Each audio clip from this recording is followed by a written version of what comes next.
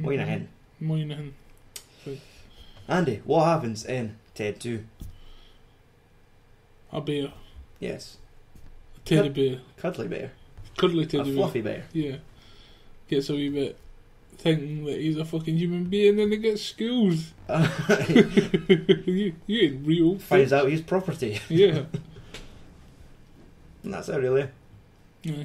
And then funny things happen all the way through the film. Aye. So, Andrew. What? I'm not going to ask you if this is your first time seeing Ted 2 because it's just out. Yeah. So it was our first time getting to see Ted 2. Yeah. What do you think of Ted 2? It's pretty good. It's alright, yeah. It's got the right kind of funny. Opening statement. I think it shouldn't have been a sequel. Like, I really like Ted. Yeah. Like, that first movie was great. Like, the whole, like, when you see that trailer for the first time, where it's like, holy shit, that teddy bear's swearing, that teddy bear's smoking pot. And, like, this film's going to be amazing. Like, that novelty's no there in the second one. Like, sort of like, almost like the origin story's out the road, and now it's just Ted and John. Like, I reckon if now it's just like, now we have to make them funny, like do funnier things, because the novelty of teddy bear swearing, teddy bear smoking pot, like they need to up the game a little. So that's the point where I'm like, it's funny, but it doesn't touch on the first one. Yeah. Like, sure, like they could build up, like it's a more flashier movie, like the fucking opening number of like the fucking song and dance. Like, I know Seth MacFarlane kind of has a thing for like Broadway. Yeah. So we get to see that fucking Ted run a bit in a little tuxedo and cane, top hat, doing a little dance and introduction. But I do like it's a good film. Like it has its funny moments. Other than John being single and depressed. Oh no. It's that fucking opening scene, like where it cuts like Ted's stag night in their own house watching like two bears. Like, two bears fucking. Like, on the fucking nature channel, and obviously, oh yeah, she likes it. Yeah, get in there. And John's like, hey, that's somebody's daughter. Like, just the fucking Boston accents laid on thick. Like, he's just sober in every situation. Yeah. We find out that, like, obviously Ted gets married. Yeah. A year later, it's getting a little bit rocky. Like, how do you solve the situation? Go the Jeremy Kyle route, like have a child. So that, like, and we like, obviously the main problem is Ted's Ted. Yeah, he don't have no dick. He can't produce semen to impregnate a woman. No. That's like, I'm glad they never tried and we didn't get some fucking gremlin reject like Mogwai thing fallout. That's how gremlins were made. With a fucking Boston accent. Oh. And fucking needle marks. But gosh. That's her vagina. Come on.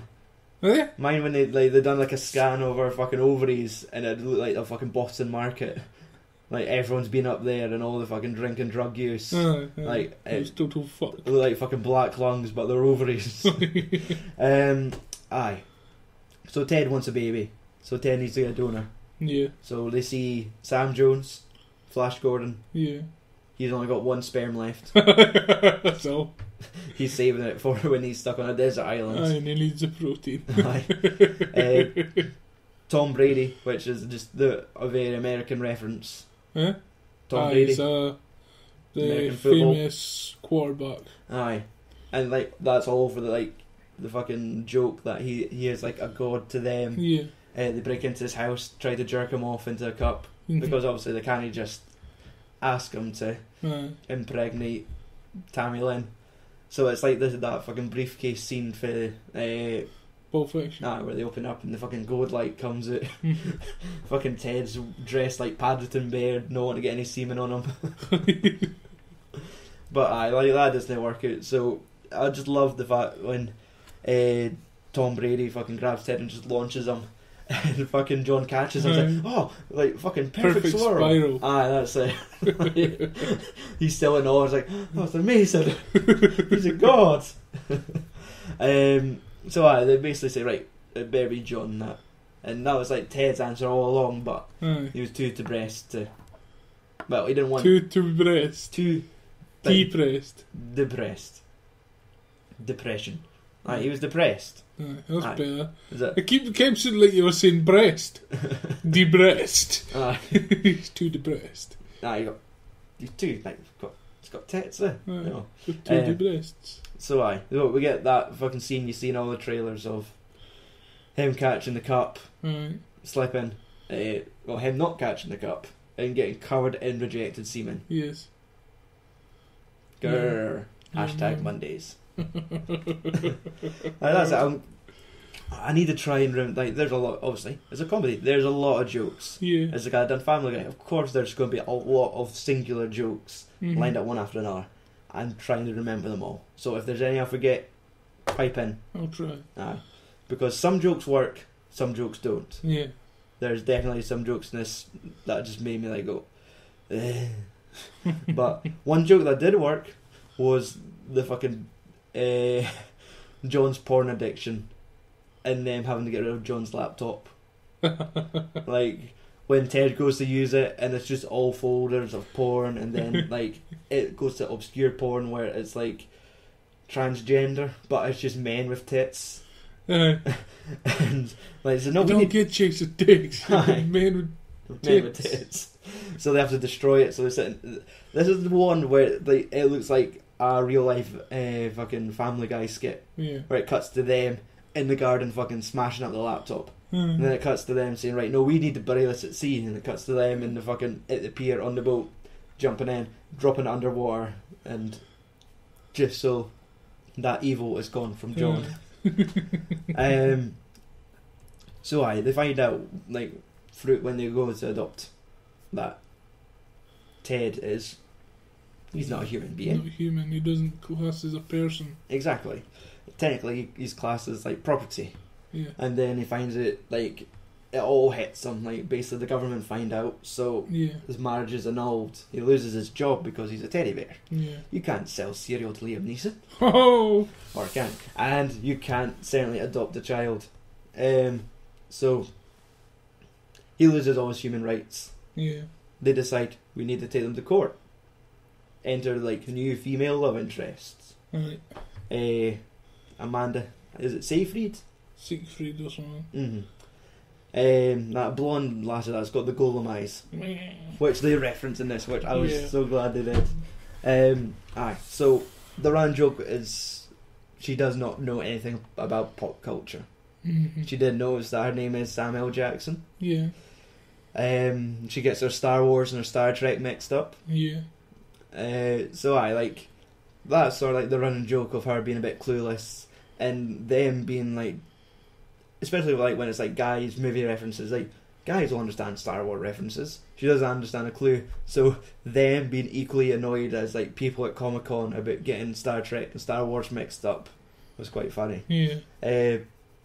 So she's a pot smoking attorney. They fall in love with her instantly because she's just like them. Yeah.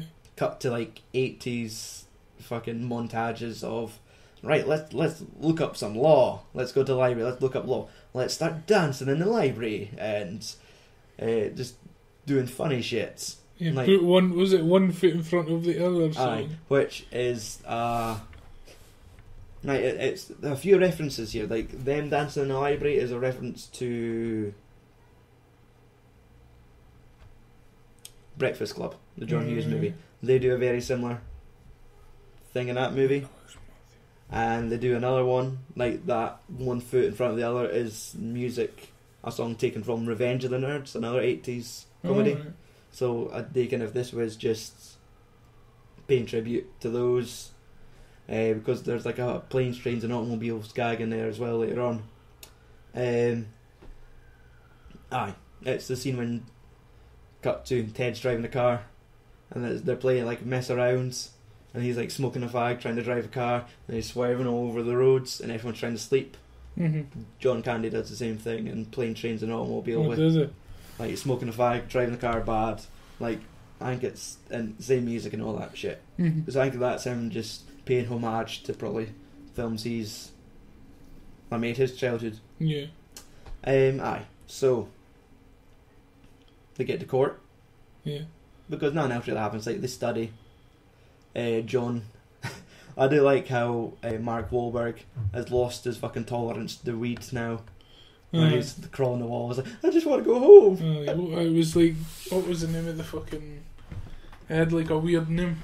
Aye, I reckon. For the strain. Aye. Like, if you smoke too much, then you're fucking this child is stuck to the wall crying. And they're having to walk him out. The fucking... He's going, no, hold my hand, Ted. But aye, like, they go to court. We find out Donny's back in the picture. He's a janitor for Hasbro. Aye, who's managed to work his way in, like, giving out fresh cakes. Yeah. Making the fucking urinals nice and fresh. So he could get his way to the fucking top dog at Hasbro. Yeah. And say, right, if Ted is property, we could take Ted. We could cut Ted open. We could mass produce Ted. Yeah. And that guy's like, okay, I want nothing to do with it, but if that happens, come back. Yeah. And there's like, code word, fresh cakes. Oh. But I like, do you find that Donny to be, I think he's purposely supposed to be a cringeworthy character. Yeah. Like, especially in that first movie, like the guy that they play back here, like where it's like, I think we're alone now. Yeah. He's in his living room dancing and his wife beat her. Yeah. But that's it. He just wants Ted. He just wants to. Yeah. He's been stuck in like his childhood for. Exactly. He's had it taken away from him, and if you get Ted back, everything will be better. Yeah. So he's got that particular interest if Ted is property. So they hire fucking Tony Stark's dad. Fucking that dude. Like, dude with white hair. Like, the evil lawyer. He plays Howard Stark in Marvel movies. Does he? He plays it well. Most recently, he's in Ant-Man playing Howard Stark. But he's done it in Iron Man 2 when he plays like the whole movie. And it's him sitting at a desk talking to him. I just think of the guy in Winter Soldier. Aye, like when it's young Howard Stark. Aye, I get what you mean there. But I can't mind his name now. But he's in like loads of things like dude with white hair that's probably playing a lawyer. I think he's a Mad Men actor as well. Like, it just looks like somebody from Mad Men. So they get him in to make sure that Ted is classed as property. He's like a guy that never loses. Yeah. And that's it. Like, they haul Obdy up. They do the jokes about Ted saying that it must be funny about me being in the fucking witness stand rather than being pointed at about where some uncles touched me. Yeah. And then like the gag we see in the advert is like, does Ted have soul? And then it cuts down, it's like, what do you... Like, whatever the fucking song was. And the fucking, of course, the black judge is like, overruled. Like, he just fucking loves a wee bit of soul. But, it all goes through the motions. But the part that like made me laugh, and also let me down at the same time, was when Ted turned around to John, and he's like, shit's going south, I'm going to have to pull out the Beetlejuice card. And John's like, no, you don't want to mess with that shit, man. He's like, no, I think we're going to have to. No, you don't know what he can do. Like, when you let him out of the cage. Hey, we don't want to let our Beetlejuice run about here. Aye, and he's like, Beetlejuice. And he keeps interrupting him. He's like, I'm fucking God. That didn't happen. Like just fucking... Like, Michael Keaton just shows up. Like, I can't imagine him being snobby to, like, sure, like, he's just... I think he won the Oscar for Birdman. Like, Birdman won a lot of Oscars. I think he might go out for Best Actor. Like, but I don't think that would make him snobby enough to say no to Seth MacFarlane money. Yeah. Like, or maybe he's particularly precious to the character. He doesn't want to. Maybe. Like, I know they are trying to reboot Beetlejuice now with him playing the same role, but so maybe it's like, or maybe it comes to the fact that they don't own the character. Maybe. Like, I reckon if that's a Sony property, but like I would have fucking like made my day if fucking Beetlejuice just showed up for like one joke. But I guess it's funny enough that at least brought it up. Like, that just caught me off guard. Aye. It was worth a giggle. So aye, Ted is property. Yes. At the end of it, they decide, wait a second, we'll go see Morgan Freeman. He'll overrule this. Aye. So I was like, why did they not get him in the first place? He used to be property. His ancestors were property. That was the whole fucking thing. Aye. The moral of the story. Aye. Black people were property once. Do you think that's okay? I'm pretty sure like that is like the Rotten Quotes. There is one that's basically comparing Ted watching like an episode of Roots. So he basically is comparing him to like a black woman being whipped. I think that was what Seth MacFarlane was trying to get across. So they drive to New York. Mm-hmm. They get introduced to the fucking Dick Bong. Yeah. Which is the only way you could make Ted smoking pot that a little bit funnier. Yeah. If he smokes it from a porcelain dick. Yeah. But then the second like favourite moment of the movie for me is like after the mess around John Candy driving scene. They go off the road, go into the field, and then it's a fucking mashup of Jurassic Park and then finding the fucking field of weed. Aye. And they start playing the music, they're doing the same shots, they're holding up the plants, it's the same fucking lines as Jurassic Park. And the song as well. Exactly, and just the camera pans up to the field. There's no dinosaurs, it's just fucking crops of weed. Aye. They do walk in herds. It's just like well played. Like some of these jokes work so fucking well. Yeah. Then we get like throwing Cookie Crisp into a fucking blind man's butt crack, and then it just kills it. And it's like, I thought that shit was stupid, but I liked it. I like that kind of stupidness. Well, that's it. Like the humour, like goes to like the clever humour of like this Jurassic Park reenacting scenes to like Mark Wahlberg pretend to be a retarded 5-year-old. Yeah. Like, I'm so sorry, and like just like parts like that. It's like, I could have done without those parts. Yeah. But like, there's a lot of jokes. There's got to be some bad ones in there. Well, no, but not everybody gets everything. Exactly, not everyone's taste. So Morgan Freeman's like, I don't care about this. You're a teddy bear for as far as I'm concerned. I do like you. You're an asshole. Aye. No, you can't have any sweeties. Fucking. Aye, that was a rolling gag. It's like fucking Mark Wahlberg. Not allowed sweets. They're not supposed to be out. That's always the worst excuse ever. It's like, so what? You just keep a bowl of sweeties in your drawer? Yeah, like the one here. Don't you fucking touch the sweets. So obviously there's Ted and John fall out because John and Sam fall for each other over a joint. Like that seems to be the pasta and the meatball for Lady and the Tramp. Yeah. They're connected. They finally start warming to each other. Well, they whip out a cross joint for Pineapple Express. And fucking Seth Farland missed out on that one. Right. So Ted gets pissed off, goes to Comic-Con. We get a quick Ralph Garman cameo. Aye? Yep, when they're driving, like, this is before they meet Morgan Freeman. They're driving and people for Comic-Con are crossing the street, and you've got like Stormtrooper, Darth Vader and Obi-Wan Kenobi. Ralph Garman's the fucking swearing Stormtroopers like, watch where you're fucking going! It's like, it's fucking Comic-Con! Like, just like getting them shit. Like that one loud Stormtrooper is like Ralph Garman. I didn't realise that. Like, when you see it again, like right away you caught on it's him. Because there's he spoke about it on Hollywood Babble saying that in the Ted universe he's John's dad, so he can't really show up pretend to be someone else because it looks an awful lot like John's dad. Yeah. So they managed to dress him up as a stormtrooper and let him walk across the road. And I think Obi-Wan Kenobi was one of the writers of the film as well. And Darth Vader, I never looked him up.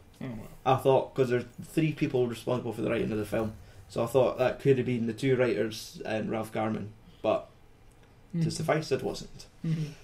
So when you get to Comic-Con, you could tell it's like this is a Sony movie, because there are fucking Transformers everywhere. Yes. So many fucking Transformer references. I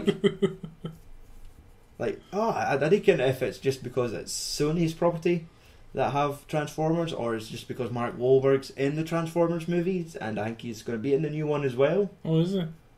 Maybe I'm just assuming that, but just the fact that Ted's hiding under like Bumblebee, and the camera like, does like a slow pan up Bumblebee, and then like when they go to the Hasbro panel, and they're sitting talking about all the new fucking Transformer toys, and like.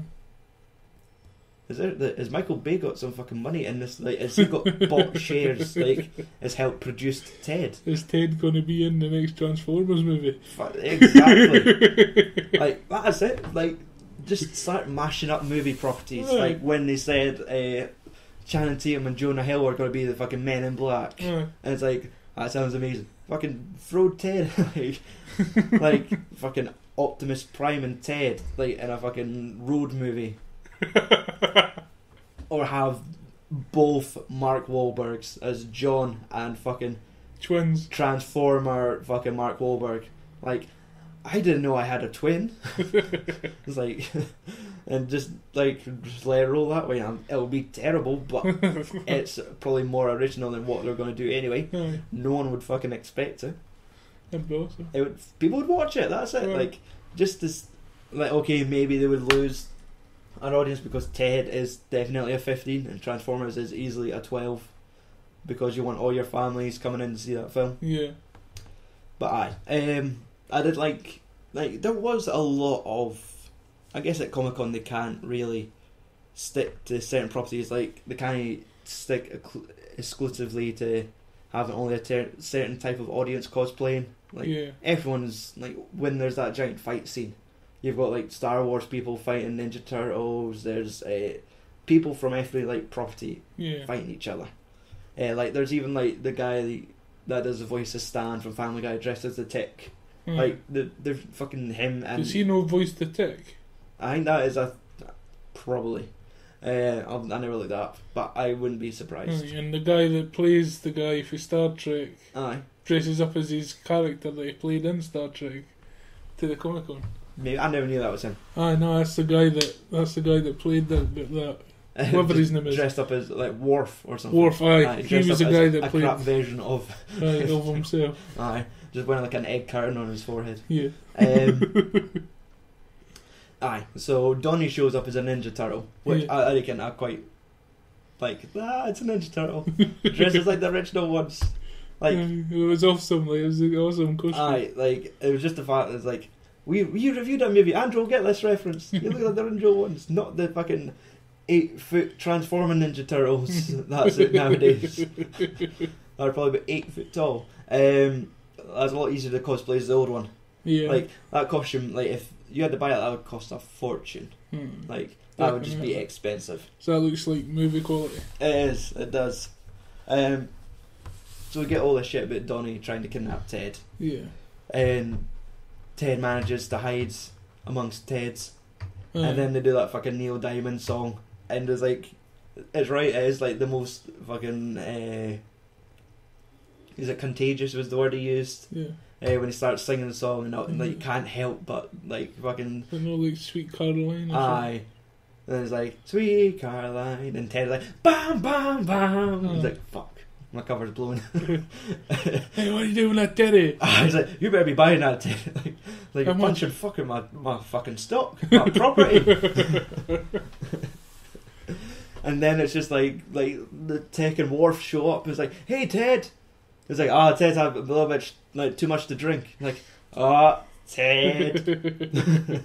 Like doesn't care that complete stranger. He's just got a bit battered. Fuck it, all these nerds. Like, someone's dropped their lunch. Like what? Just tackles just this skinny boy. But it's like when it all happens. The Hasbro guy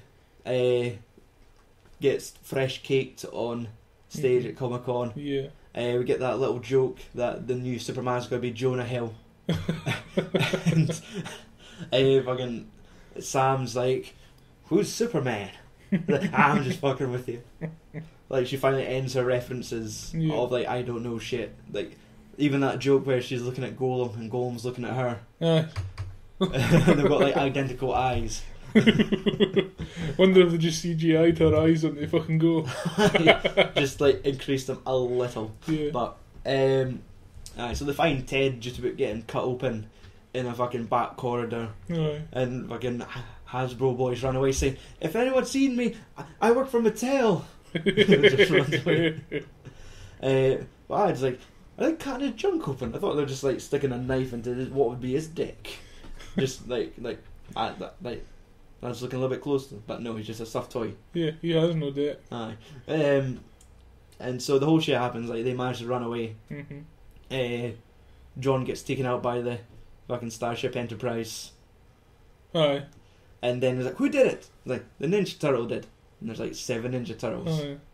And then it's like the fucking music trick again, where they start playing like "Think We're Alone Now," and then fucking Raphael jumps and starts. Aye, starts grinding. Like, just starts dancing like a fucking Latino woman, like doing the same dance as he did in the first film. Aye, it's an excellent callback. Yeah, that's him. They fucking arrest him, and then fucking Morgan Freeman shows up in hospital and is like, "Ted, you've got empathy. I like that in a teddy bear. Yes. You're a human. Overruled." Basically. Aye, it's like nobody's got to say no to fucking Morgan Freeman. Aye, and they play the fucking joke as they did for the first movie where they thought Ted was going to be retarded. Then they think John's dead. Yeah. And they go, I'm alive. I got you back. The doctor's in on it. And he's like, yeah, it's cool. He's like, we're quite laid back here. Don't want to go to that hospital. That's it, yeah. Aye, basically. You've been listening to the audio description of Ted 2. But, it's pretty straightforward. Mm-hmm. Like, and just to tie it all up, like, Morgan Freeman, I guess, had to come in and say, like, change my mind, everything's fine. You're a human. Something like back to normal. Exactly. Get on with your lives. Aye. Get married. Have a baby. Yeah. Call it Apollo Creed Clubberland. What was his name? Well, his surname was going to be Clubber Lang when he became a human. And he was going to name his son Apollo Creed. And then at the very end of the movie, Liam Neeson returns. Yes. The tricks. I'm beaten to fuck. Aye. Because that was the whole joke. It's like, there's not going to be any trouble with me buying this, since it's for kids. Like, no, man, it's cereal. Like, I got in trouble for buying cereal. Put it back. Just how we've done it, and he's fucking taken. Like, fucking... I have a particular set of skills. Like, I'm quite taken by children's cereal. Is it okay if I buy this children's cereal? There's not going to be any troubles with me buying this children's cereal. Like, no, man. Let's go.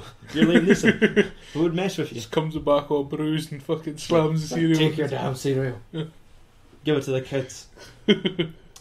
Right. Try to think. Jokes I missed out on.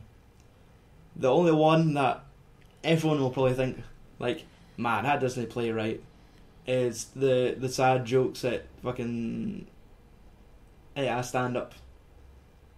Where, like, that's always going to be the one where it's like, people wanting, oh, that's it, there's a boy on stage that, right, take something for the crowd. Let's say a person, like Robin Williams. Like, oh. What about, an event? 9/11. No, something else. Like the officers of Charlie Hebdo. And it's like, oh yeah, look at that's getting closer and closer to the bone.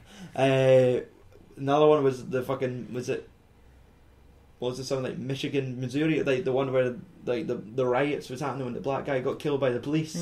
Like just throwing all those references. And I'd read an interview with Mark Wahlberg where like Mark was like wasn't like, because I think it was Seth MacFarlane that said about the officers of Charlie Hebdo, and it's like, that's Seth MacFarlane. He knows how far he can go. He knows what's good taste, bad taste. Like, it wasn't my decision, an actor, to be offended by that. Like who's Charlie Hebdo? That was the terrorist shooting people in France for drawing the pictures of Muhammad.